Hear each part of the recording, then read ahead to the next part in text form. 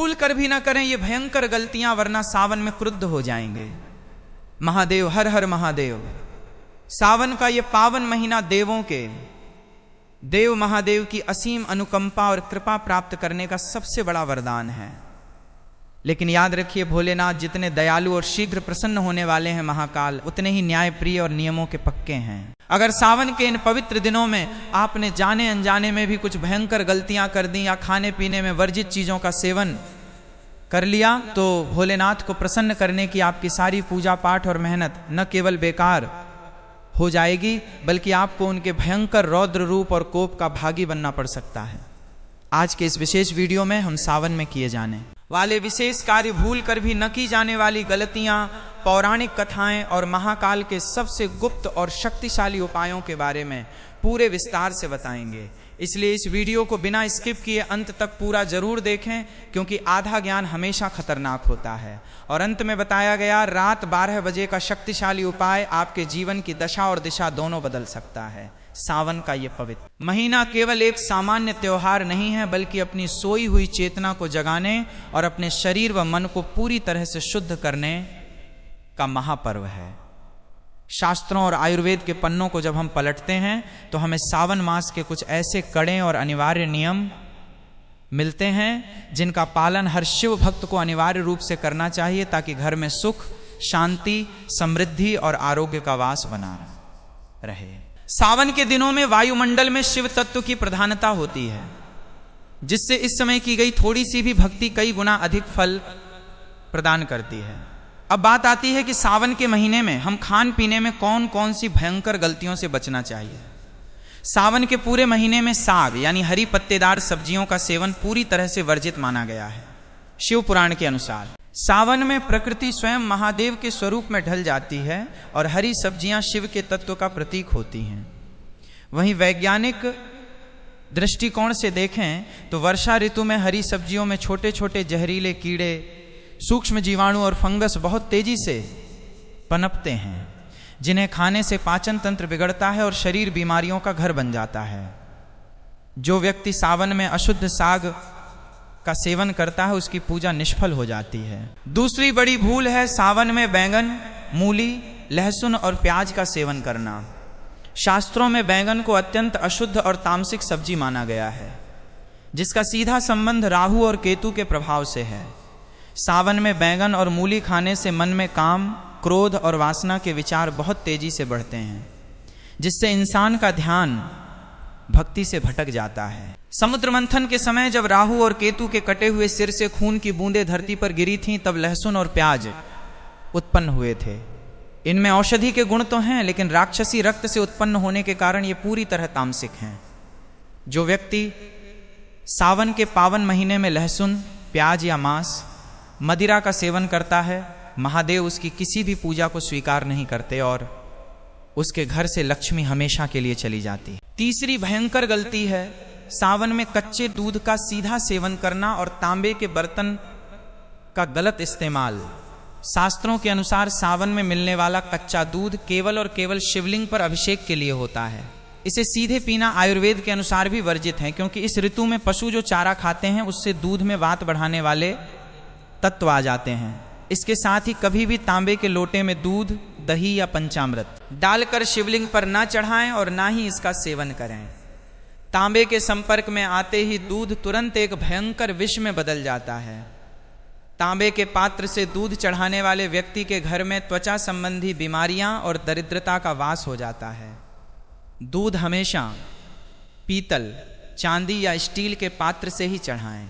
इसके अलावा सावन के महीने में दही और भांग, धतूरे का असंतुलित सेवन भी नुकसान पहुंचाता है। सावन में दही खाने से शरीर में कफ बढ़ता है और जोड़ों के दर्द की समस्या शुरू होती है। वहीं शिवलिंग पर अर्पित किया गया भांग या धतूरा केवल शिवजी के कंठ की विषैली तपन को शांत करने के लिए होता है। इसे आम इंसानों द्वारा प्रसाद समझकर नशा करना भारी पाप माना जाता है। अब बात करते हैं पूजा पाठ के दौरान की जाने वाली उन कड़ी गलतियों की, जिन्हें करते ही आपकी पूजा निष्फल हो जाती है। पहली गलती है शिवलिंग पर दूर से या झटके से जल फेंकना। शिव महापुराण में स्पष्ट लिखा है कि जल हमेशा शिवलिंग के अत्यंत पास बैठकर पीतल या तांबे के पात्र से बेहद बारीक और धीमी धार बनाकर चढ़ाना चाहिए, ताकि जल गिरने की आवाज़ भी न हो। जल चढ़ाते समय आपका मुख हमेशा उत्तर दिशा की ओर होना चाहिए, क्योंकि उत्तर दिशा भगवान शिव का बायां अंग माना जाता है, जहां साक्षात माता पार्वती विराजमान होती हैं। यदि आप दक्षिण दिशा की ओर मुख करके जल चढ़ाएंगे तो वो पूजा कभी स्वीकार नहीं होगी। दूसरी पूजा संबंधी गलती है शिवलिंग की पूरी परिक्रमा करना। शिवलिंग की जलाधारी जिससे जल बहकर बाहर निकलता है उसे सोमसूत्र या निर्मली कहा जाता है। इस सोमसूत्र में साक्षात मां गंगा की शक्ति और शिव का तेज प्रवाहित होता है।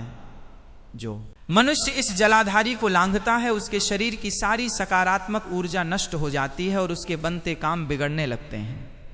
हमेशा चंद्राकार यानी आधी परिक्रमा करें, जहां से जल बह रहा हो वहीं से वापस मुड़ जाएं।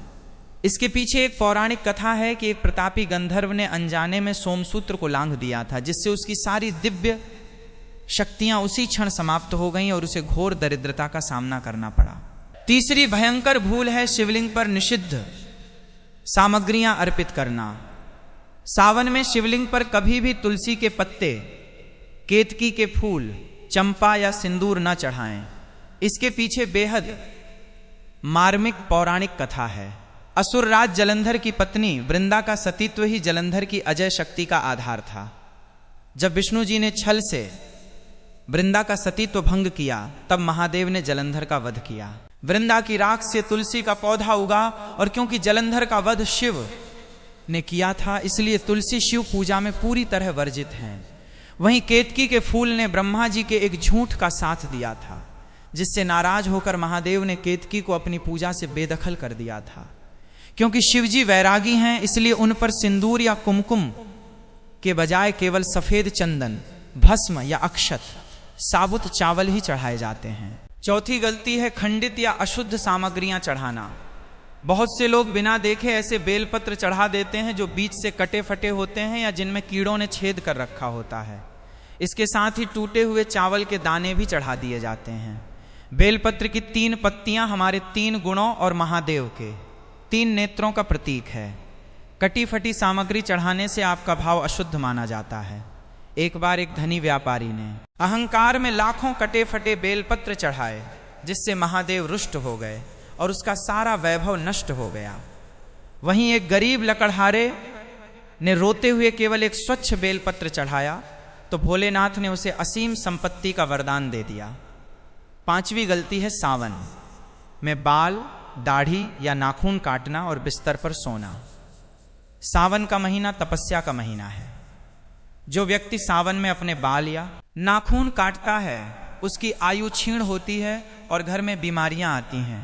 इस महीने में पलंग के बजाय जमीन पर कुशा या चटाई बिछाकर सोना चाहिए, जिससे शरीर का ऊर्जा चक्र संतुलित रहता है और मन शांत होता है। छठी बड़ी भूल है शिवलिंग पर अर्पित किए गए प्रसाद का गलत सेवन करना। शास्त्रों के अनुसार शिवलिंग पर जो भी वस्तु चढ़ाई जाती है उस पर चंड नाम के शिवगण का अधिकार होता है। पत्थर या मिट्टी के शिवलिंग पर चढ़ाया हुआ प्रसाद ग्रहण करने से मनुष्य की बुद्धि भ्रष्ट होती है और उसके घर में दरिद्रता आती है। इसलिए शिवलिंग पर चढ़ाया गया नैवेद्य केवल दान कर देना चाहिए या किसी पवित्र नदी में प्रवाहित कर देना चाहिए।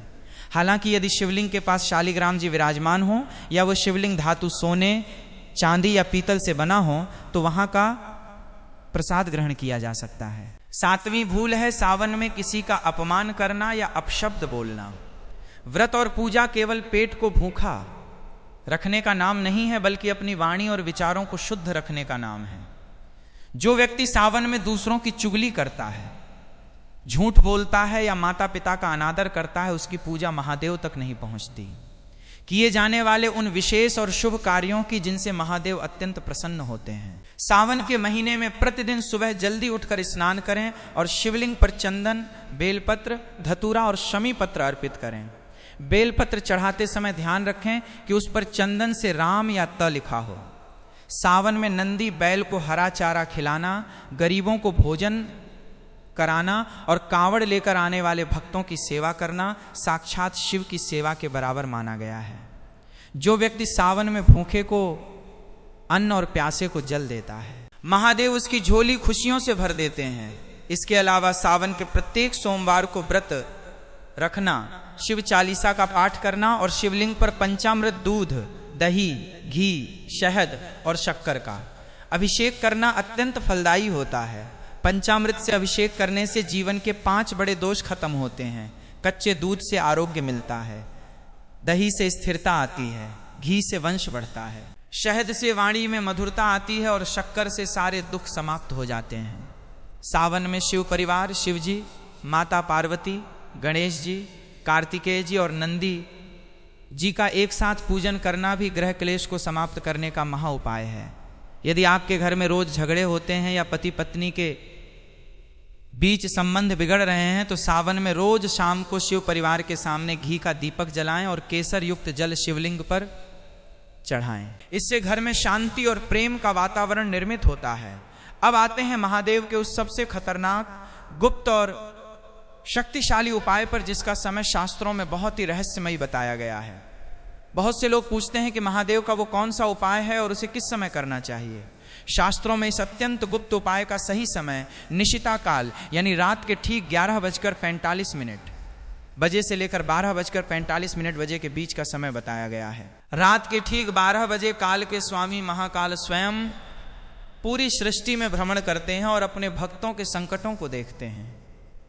यदि आपके जीवन में कोई ऐसी भयंकर समस्या है जो खत्म होने का नाम नहीं ले रही, जैसे कोई जानलेवा बीमारी, कोर्ट कचहरी का भारी मुकदमा, शत्रुओं का डर, व्यापार में भारी घाटा या किसी के द्वारा किया गया भयंकर तंत्र मंत्र, तो सावन में रात के ठीक 12 बजे ये शक्तिशाली उपाय करें।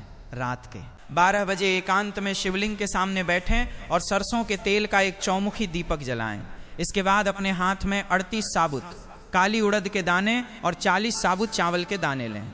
अपनी मनोकामना मन में दोहराते हुए तह नमः शिवाय कहते हुए एक एक दाना शिवलिंग पर अर्पित करें। इसके बाद शिवलिंग पर 11 शमी के पत्ते चढ़ाएं और वहीं बैठकर महामृत्युंजय मंत्र का 11 बार स्पष्ट उच्चारण के साथ जाप करें। रात के 12 बजे किया गया यह महाकाल उपाय आपके चारों तरफ एक ऐसा दिव्य सुरक्षा कवच बना देता है जिसे दुनिया की कोई भी नकारात्मक शक्ति, टोना टोटका या शत्रु कभी भेद नहीं पाता। इसके अलावा यदि आपके सिर पर कर्ज का भारी बोझ है तो सावन में गन्ने के रस से शिवलिंग का अभिषेक करें। पीतल या चांदी के पात्र में गन्ने का शुद्ध रस लें तथा तऋण मुक्तेश्वर महादेव शिवाय नमः मंत्र का जाप करते हुए अर्पित करें। ये उपाय दरिद्रता को काटकर धन आगमन के नए मार्ग खोलता है। वहीं असाध्य रोगों से मुक्ति पाने के लिए तांबे के लोटे में जल भरकर उसमें पिसी काली मिर्च और गंगा जल मिलाकर चढ़ाएं और महामृत्युंजय मंत्र का जाप करें। जलाधारी से गिरने वाले उस जल की कुछ बूंदें बीमार व्यक्ति को पिलाने से असाध्य रोग भी शांत होने लगते हैं। यदि किसी विद्यार्थी का मन पढ़ाई में नहीं लगता या युवाओं को नौकरी में सफलता नहीं मिल रही है तो सावन में मिश्री मिले हुए दूध से शिवलिंग का अभिषेक करें और त बुद्धि प्रदाय नमः का जाप करें। ये उपाय एकाग्रता को बढ़ाता है और करियर में बंद पड़े तरक्की के सारे दरवाजे खोल देता है। सावन का ये पावन महीना अपनी आत्मा और शरीर को शुद्ध करने का महान अवसर है। गलत खान पान से बचें, शास्त्रों के कड़े नियमों का पालन करें और सही समय पर महादेव की आराधना करें। जब आपका भाव सच्चा होगा और आपके नियम सही होंगे तो महादेव आपके जीवन के सारे संकटों, रोगों और दरिद्रता को पल भर में भस्म कर देंगे। पूरी श्रद्धा के साथ कमेंट में लिखिए हर हर महादेव, बम बम भोले नमः शिवाय। इसके साथ ही सावन के पावन दिनों में अनजाने में की जाने वाली एक और भयंकर भूल है, शिवलिंग पर चढ़ाए जाने वाले जल और अक्षत के नियम को न समझना। बहुत से लोग बिना ध्यान दिए जल अर्पित करने के बाद जलाधारी के नीचे की मिट्टी को अपने माथे पर लगा लेते हैं या जल को अशुद्ध तरीके से फेंक देते हैं। शिव पुराण में स्पष्ट उल्लेख है कि शिवलिंग का स्पर्श करने के बाद अपने हाथों को हमेशा स्वच्छ जल से धोना चाहिए, क्योंकि शिव तत्व की प्रचंड ऊर्जा यदि सही तरीके से धारण न की जाए तो शरीर में भारी असंतुलन पैदा हो सकता है। पौराणिक कथाओं में आता है कि जब देवताओं और असुरों ने मिलकर समुद्र मंथन किया था तब निकला कालकूट विष इतना भयंकर था कि उसका तपन मात्र से तीनों लोक जलने लगे थे। उस विष की भयंकर ज्वाला से सृष्टि को बचाने के लिए महादेव ने बिना किसी संकोच के उस पूरे विष को अपने कंठ में धारण कर लिया था। जब विष उनके कंठ में रुका तो उनका कंठ नीला पड़ गया और वे नीलकंठ कहलाए। विष की उस भयानक तपन को शांत करने के लिए ही सभी देवताओं ने उन पर जल की निरंतर धारा गिराई, बेलपत्र अर्पित किए और शीतल सामग्रियां चढ़ाईं। जब आप शिवलिंग पर जल चढ़ाते हैं तो आप वास्तव में महादेव के उस नीलकंठ स्वरूप को शीतलता प्रदान कर रहे होते हैं। यदि आप उस जल को जल्दबाजी में या अनादर भाव से चढ़ाएंगे तो आप उस दिव्य ऊर्जा का अपमान करते हैं, जिससे जीवन में शांति के बजाय अशांति का अनुभव होने लगता है। सावन के महीने में बहुत से लोग काल सर्प दोष, पितृदोष या राहु केतु के अशुभ प्रभाव से मुक्ति पाने के लिए विशेष अनुष्ठान करते हैं। लेकिन यदि आप पूजा के कड़े नियमों का पालन नहीं करते तो वे अनुष्ठान भी फल नहीं देते। यदि आपकी कुंडली में भयंकर काल सर्प दोष है, जिसके कारण बनते हुए काम अचानक बिगड़ जाते हैं, विवाह में अड़चने आती हैं या रात को डरावने सपने आते हैं, तो सावन के किसी भी सोमवार को एक बेहद शक्तिशाली और असरदार उपाय करें। इसके लिए तांबे या चांदी के छोटे से नाग नागिन का जोड़ा लें। सावन के सोमवार को दोपहर के ठीक 12 बजे जब सूर्य अपने चरम पर होता है या शाम को प्रदोष काल में शिव मंदिर जाएं। शिवलिंग पर सबसे पहले कच्चे दूध से अभिषेक करें, फिर शुद्ध गंगाजल अर्पित करें। इसके बाद उस नाग नागिन के जोड़े को शिवलिंग पर स्पर्श कराकर ओम नमः शिवाय मंत्र का 108 बार जाप करते हुए जलाधारी के बहते हुए जल के साथ प्रवाहित कर दें या किसी बहती नदी में विसर्जित कर दें। ये काल सर्प दोष और राहु के कड़े से कड़े प्रभाव को तुरंत शांत कर देता है और जीवन में आ रही अचानक रुकावटें दूर होने लगती हैं। सावन में एक और भयंकर भूल जो नवविवाहित जोड़े या युवा करते हैं वो है भक्ति के दिनों में कामुकता और आलस्य को हावी होने देना। सावन का महीना केवल शरीर को भूखा रखने का नाम नहीं है, ये ब्रह्मचर्य का पालन करने और अपनी मानसिक शक्ति को केंद्रित करने का समय है। जो मनुष्य सावन के दिनों में सूर्योदय के बाद तक सोता रहता है या दिन के समय शयन करता है, उसकी कुंडली का सूर्य और गुरु ग्रह पूरी तरह कमजोर हो जाता है। इसके कारण समाज में मान सम्मान की हानि होती है, नौकरी में पदोन्नति रुक जाती है और बीमारियां शरीर पर कब्जा कर लेती हैं। सावन में ब्रह्म मुहूर्त सुबह 4 बजे से 5:30 के बीच उठकर स्नान करना और महादेव का स्मरण करना अत्यंत शुभ माना गया है। ब्रह्म मुहूर्त में शिव तत्व वायुमंडल में सबसे अधिक सक्रिय होता है।